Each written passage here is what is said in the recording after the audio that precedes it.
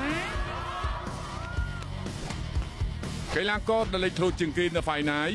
គឺជាកីឡាករដែលមានប្រជាប្រិយខ្ពស់បំផុតគឺសៀវចាងយ៉ាង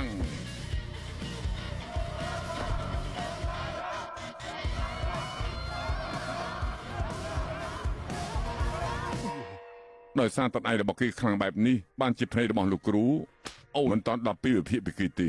បើសិនជាឯងបំពេញការប្រកួតយើងធានាថាឯងមិនបានជួបជាមួយគេនោះទេមើលម្នាក់នេះវិញម្នាក់នេះគឺជាជនជាតិថៃធ្លាប់ធ្វើការប្រកួត100 ដងមានបទពិសោធន៍រយៈពេល10 ឆ្នាំគេក៏នៅក្នុងក្រុម A ដែរតាមសមត្ថភាពរបស់ឯងប្រហែលជាមិនអាចទប់ជាមួយគេបានបន្តិចទេចង់ឈានចូលដល់វគ្គ4អ្នកចុងក្រោយឯងត្រូវប៉ះជាមួយគេជាមុនហើយនេះហើយឯងត្រូវត្រៀមខ្លួនឲ្យបានល្អតើមានវិធីអីទេគ្មានទេខ្ញុំមានទាំងកម្លាំងនិងកន្លែងចំណែកលោកវិញនោះខ្ញុំស្មោះខ្ញុំមានចិត្តស្មោះខ្ញុំគឺជាអ្នកជំនាញនៅក្នុងវិស័យមួយនេះយុវតីឯកោជួបជាមួយនឹងកីឡាករឯកោធ្វើឲ្យកើតមានចិត្តទៅលើគ្នាទៅវិញទៅមកនៅឲ្យស្ងៀមឈាមពុះកញ្ជ្រោល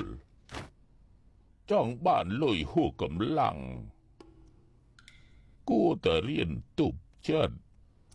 ហើយគួរតែឆាប់ដកខ្លួនឲ្យបានទាន់ពេល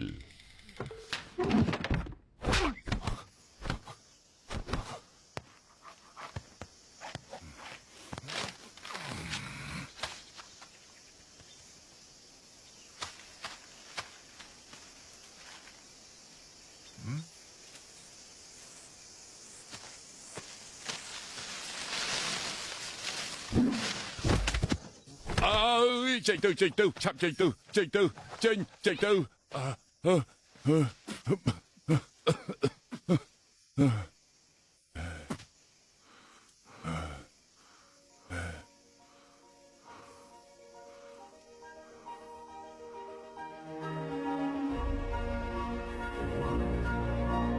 ងទុកស្មៅនេះជាគូប្រកួតរបស់ឯងចាប់ផ្ដើមទៅវាយឲ្យលឿនផ្ចង់អារម្មណ៍